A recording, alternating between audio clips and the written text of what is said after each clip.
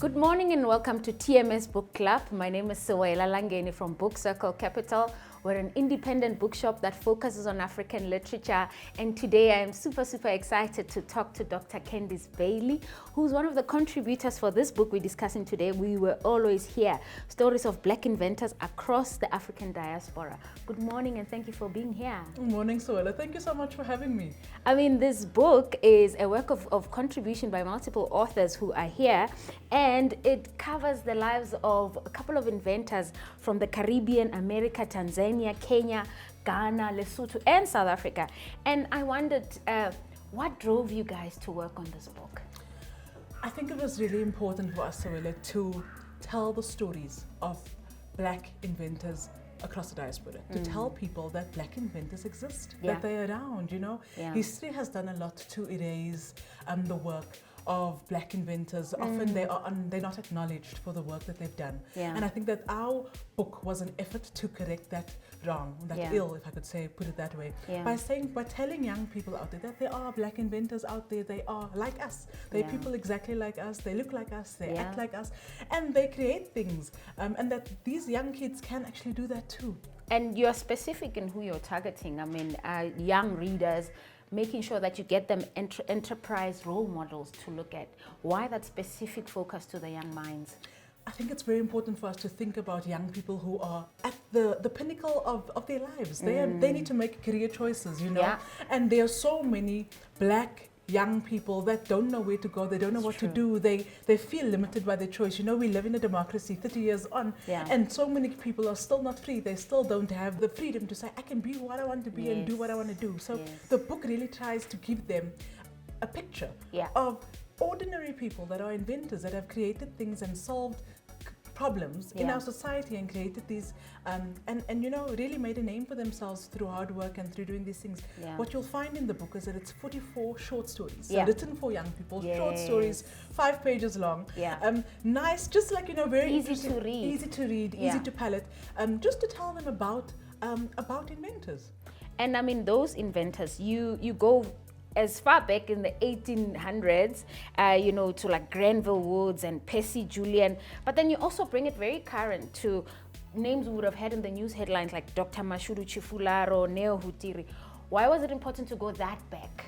So firstly, important to go back to acknowledge the work of Black inventors that have, who actually, and many of them, they suffered racism, they suffered prejudice, and despite those challenges or setbacks, they still went ahead and you know, really made created amazing inventions and did amazing things, like people like Alexander Mills, who created automatic elevator doors. You know, in this day and age, you know, we don't know elevators without automatic doors. What's that's the option? You know, that's the only thing that we know. But these were the things that he created. I mean, he was a barber. And it's important because, I mean, if you think to the curriculum that kids get at school, names like this are yet to be mentioned. I mean, we still hear of, you know, like Edison and Bell, but names like this don't come up, and that's why this work is very important. Exactly. The people who did the hard work, and obviously I think you would find that there's always a team of people, but there's often a person that did some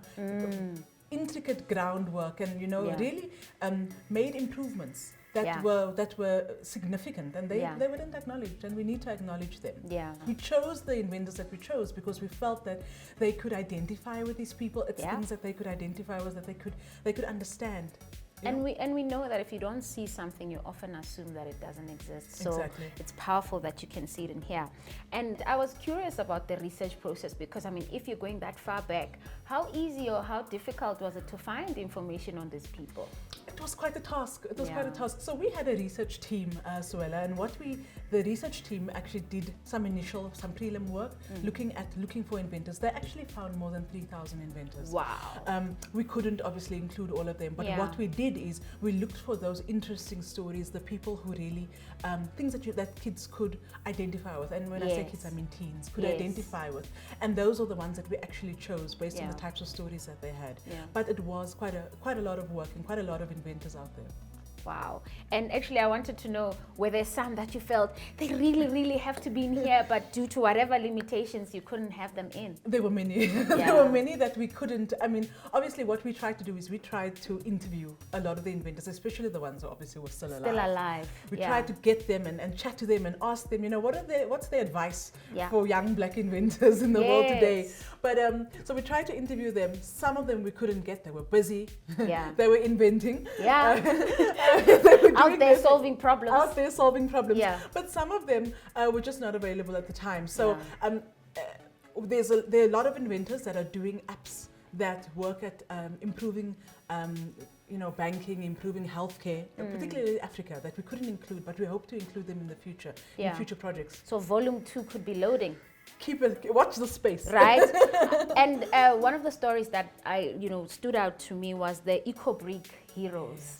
Kekeletso and Kidiboni. Yes. And I wondered, were there some common themes of challenges that these inventors face? So that, we show that they also have challenges that they face in this journey of inventing. Yeah. I mean, I think some of the biggest challenges that the inventors faced were challenges of racism and prejudice, which I think is reflected particularly in the stories of the Golden Age, which is the second industrial revolution, that period.